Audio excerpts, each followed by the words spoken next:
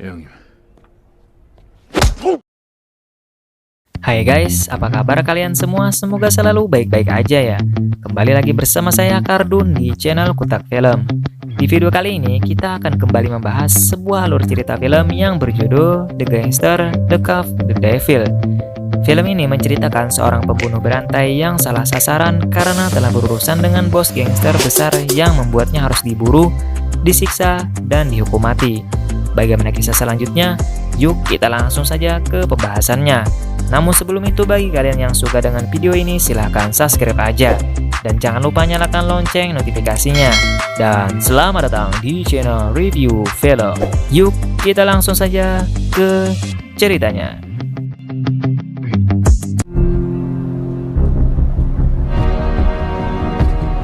Cerita film ini diawali dengan diperlihatkannya sebuah tabrakan kecil dua mobil di jalanan yang sepi. Lalu mereka berdua keluar untuk menyelesaikan masalahnya itu. Tetapi salah satu pengendara itu malah memotret mobil yang menabrak dan memotret mobilnya agar mendapatkan asuransi. Ketika ia lengah, orang yang menabraknya itu langsung menikamnya dari belakang dan membunuhnya di dalam mobil dengan sadis.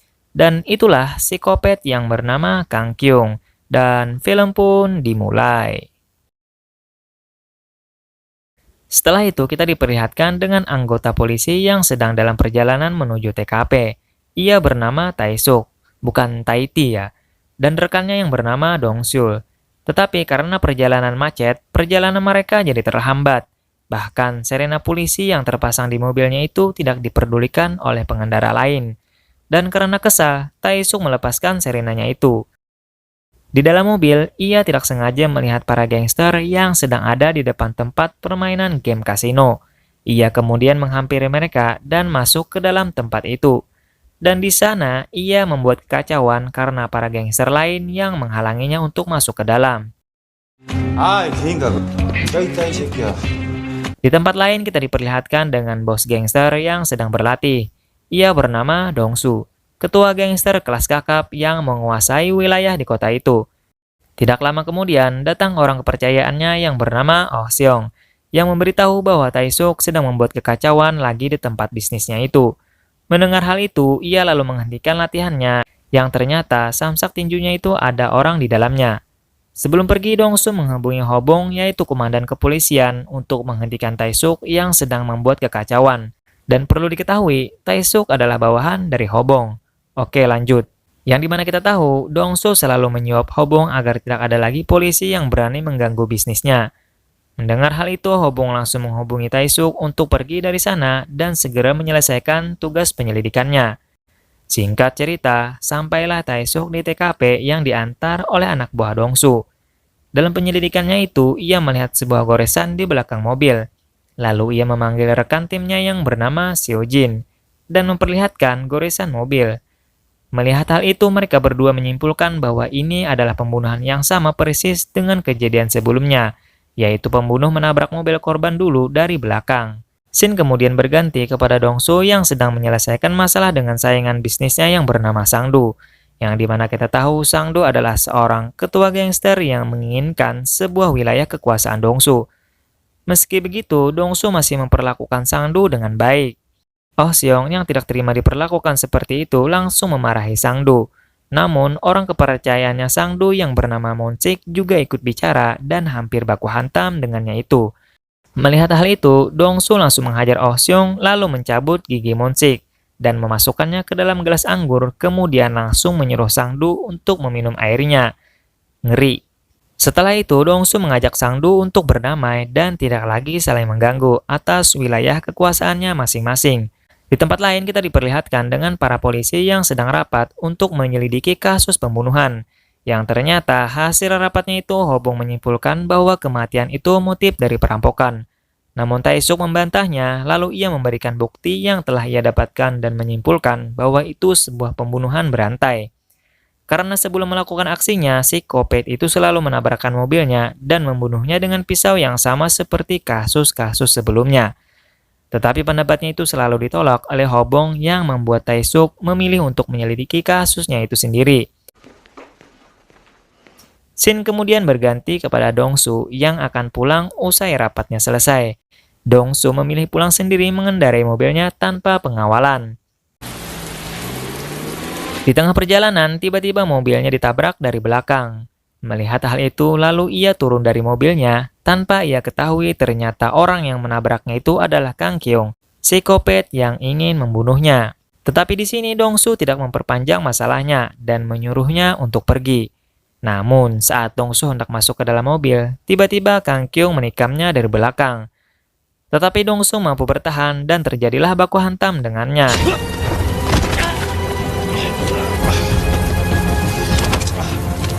Terlihat Dongsu yang terkena beberapa tusukan, namun dia masih bisa bertahan dan menusuk Kang Kyung di dadanya.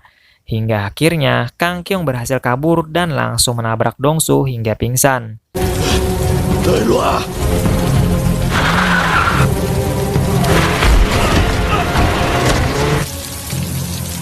Dan karena kejadian itu, Dongsu langsung dilarikan ke rumah sakit.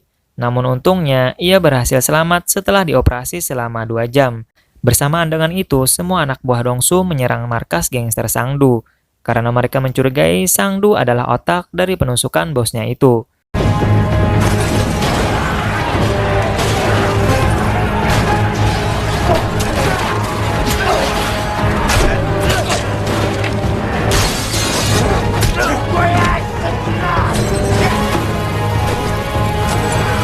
Sedangkan di tempat lain kita diperlihatkan dengan Kang Kyung yang berhasil lolos ke pedesaan. Di dalam mobilnya itu ia menjahit luka tusukan Dongsu dengan Hektar, psikopat ngeri injir.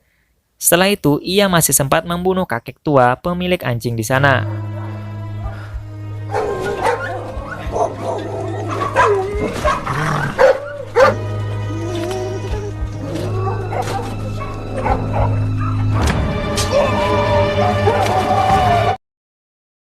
Keesokan harinya, Dongsu yang telah sadar lalu memanggil Oh Seong tangan kanannya, dan ia memberitahu tentang penusukan itu bukan ulah Sangdu.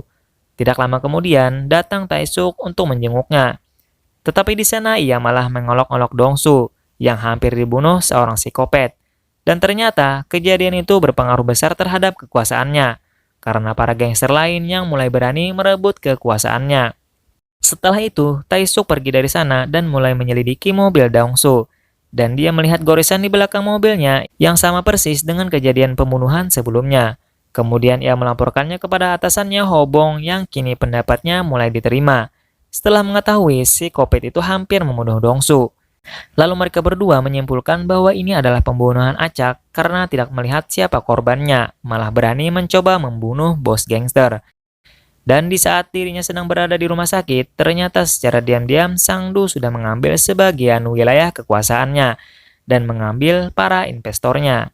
Tetapi di sini Dongsu terlihat tenang, namun dalam hatinya sangat marah. Ketika malam hari, kita diperlihatkan dengan Kang Kyung yang akan membunuh pengemudi truk yang sedang menelpon di jalan. Lalu ia membunuhnya dan membawa mobil truk itu, sedangkan mobilnya ia tinggal.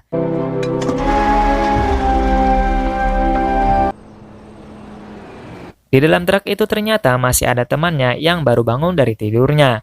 Tanpa banyak bacot lagi, Kang Kyung langsung membunuhnya hingga pisaunya terjatuh ke jalan. Kemudian scene berganti kepada Dongsu yang menyewa pelukis sketsa wajah. Setelah sketsa wajah itu selesai, ia mulai menggerakkan semua anak buahnya untuk mencari orang yang menusuknya. Tak lama kemudian, Taesuk datang lagi ke sana yang meminta informasi kepada Dongsu dan mengajaknya untuk bekerja sama menangkap si psikopat itu. Tetapi tawarannya itu ditolak karena Dongsu yang menginginkan orang itu mati di tangannya. Malam harinya, Oh Seong memberikan pisau Kang Kyung yang ditemukan di jalan, dan dia juga membawa mobilnya, dan dibawa ke markas besar untuk diselidiki. Mendengar hal itu, Dongsu menghubungi Taesuk untuk bertemu di markasnya. Di sana mereka berdua kini bersepakat untuk bekerja sama dan menangkap pembunuh berantai itu. Dia juga akan mengirimkan anak buahnya untuk membantu penyelidikannya agar lebih mudah. Kini Taesuk juga mendapatkan titik terang wajah Kang Kyung setelah diberi sketsa wajah. Namun sebelum memulai penyelidikannya itu, Dongsu menyuruh Oh Seong untuk membunuh Sangdu terlebih dahulu karena telah mengambil wilayah dan investornya. Dan rencananya itu berjalan dengan lancar dan berhasil membunuh Sangdu dengan menancapkan pisau milik Kang Kyung di tubuhnya. Keesokan harinya kita diperlihatkan dengan Taesuk yang datang dan langsung menghajar Dongsu yang ternyata Tae-suk sudah mengetahui rencana Dong-su untuk membunuh Sang-do. Tetapi karena Dong-su yang jago bela diri, ia mampu menahannya dengan santai. Setelah itu, Dong-su pun mengakui bahwa dirinya lah yang telah membunuh Sang-do. Mendengar hal itu, Tae-suk akan menangkap Dong-su jika nanti berhasil menangkap Kang Kyung. Dan kematian Sang-do itu membuat gempar seluruh kota karena kepolisian yang tidak bisa memecahkan kasus itu. Kini para tim investigasi turun tangan dan mengambil alih penyelidikan kasus pembunuhan itu.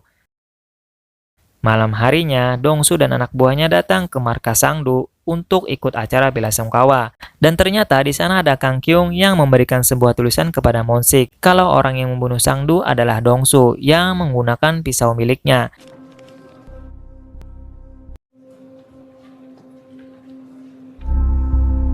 Keesokan harinya, saat Dong-su dan Tae-suk sedang mencari bukti di dalam mobil Kang Kyung, tiba-tiba Mon-sik dan anak buahnya yang langsung menyerang mereka berdua.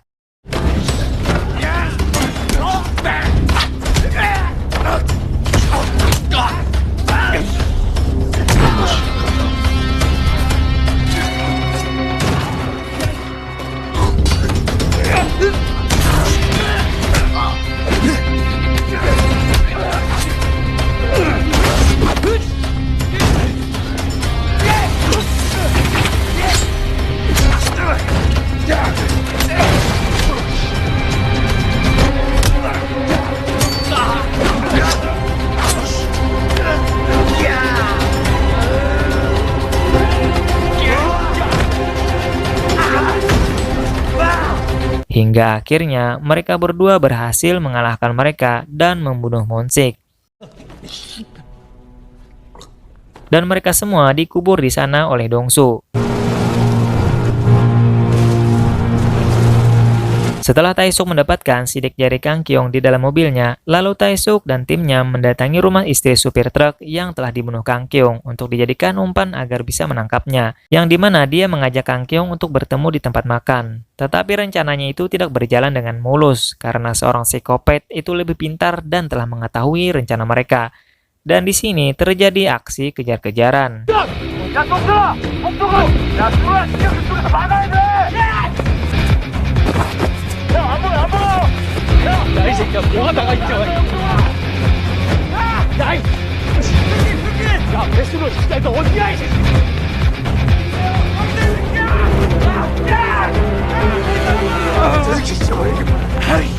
Namun sialnya, Kang Kyung berhasil lolos dari kejaran mereka.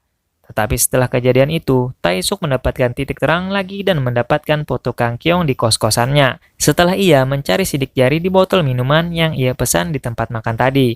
Dan disinilah para polisi dan gangster mulai mengetahui identitas Kang Kyung.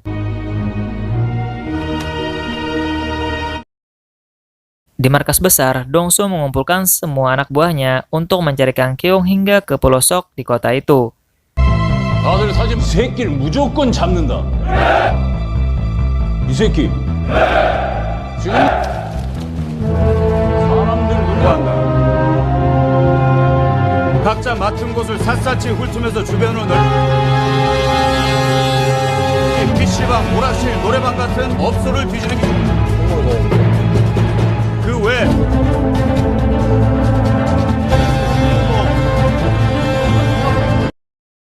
Setelah pencarian yang belum membuahkan hasil, Dong-su pun sedang menunggu Tae-suk untuk pergi ke tempat makan dan ingin minum bersama. Kemudian Dong-su melihat seorang anak sekolah yang sedang menunggu bis pulang. Dong-su pun menawarkan payung kepada anak itu dan menyuruhnya untuk berhati-hati di jalan. Di sini kita bisa melihat sejahat-jahatnya gangster pasti ada sisi baiknya, asik. Di malam harinya kita diperlihatkan dengan pasukan Dong-su dan Tae-suk yang sedang ada di tempat warung makan. Terlihat di sini hubungan mereka yang mulai akrab.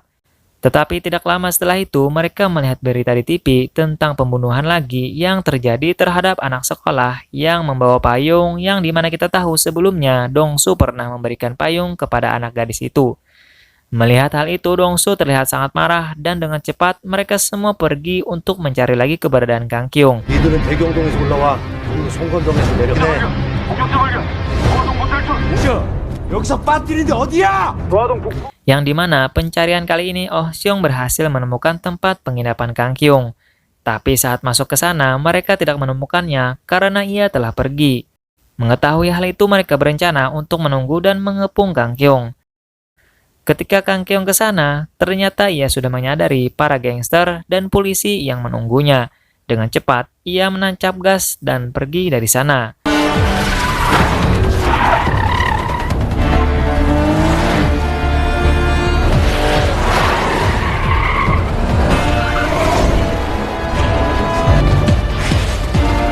Hingga akhirnya mobil mereka saling bertabrakan dan Kang Kyung pun berhasil kabur lagi. Lalu mereka bertiga mengejar Kang Kyung dengan berpencar. Tetapi tidak sengaja, Oh Seong ditikam oleh Kang Kyung yang sebelumnya sudah menunggunya. Dan teriakan itu terdengar oleh Dongsu dan Taesuk. Dengan cepat, Dongsu mengejar lagi Kang Kyung yang berlari masuk ke dalam klub malam. Di sana, ia mengecek semua ruangan hingga akhirnya Dongsu berhasil menemukannya di sebuah kamar karaoke dan Kang Kyung yang sedang menyandera perempuan di toilet.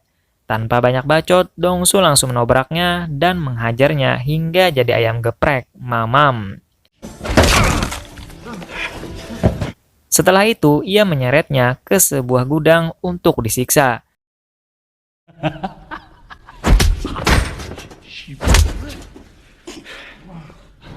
자, 너도 한번 죽여봐. 그렇게 많은 사람을 죽여놓고 너는 살... Hingga saat Dongsu akan memenggal kepalanya, tiba-tiba Taesuk datang dan menabrak Dongsu hingga pingsan. Yang ternyata Taesuk juga menginginkan Kang Kyung agar bisa diproses secara hukum dan menjaga reputasi polisi. Tetapi setelah bekerja sama, Taesuk malah menangkap semua anak buah Dongsu dan menutup bisnisnya dengan tuduhan kecurangan mesin kasino. Singkat cerita, di hari persidangan Kang Kyung, Taesuk tidak mempunyai bukti yang kuat tentang pembunuhan berantai itu, yang membuat Kang Kyung akan dibebaskan. Namun tidak berapa lama kemudian, Dongsu datang sebagai korban selamat dari pembunuhan Kang Kyung dan menjadi saksi di persidangan itu. Lalu ia melepaskan semua pakaiannya dan memperlihatkan luka tusukan di tubuhnya. Dan dia juga menyuruh Kang Kyung untuk memperlihatkan luka tusukan di dada kirinya, yang sebelumnya Dongsu telah tusuk. Dan karena buktinya yang sudah cukup kuat, hakim pun memutuskan bahwa Kang Kyung dijerat hukuman mati. Tetapi keputusan itu juga membuat Dongsu harus masuk penjara karena ia mengakui perbuatannya yang telah membunuh Sangdu.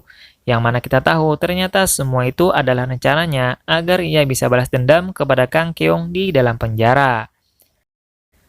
Sebelum itu, Taesuk telah menemui Dongsu agar menjadi saksi kunci di persidangan kasus pembunuhan berantai. Namun sebelum itu, Dongsu terlebih dahulu menghajar Taesuk karena telah berkhianat. Tiba-tiba Taesuk memberikannya ide agar bisa balas dendam kepada Kang Kyung, dengan syarat ia harus jadi saksi di persidangan. Dan Dongsu juga harus mengakui kalau dialah yang telah membunuh Sangdu. Karena dendamnya yang sangat besar kepada psikopat, Dongsu pun menyetujuinya dan meminta kepada Taesuk agar ia ditempatkan di sel yang sama dengan Kang Kyung.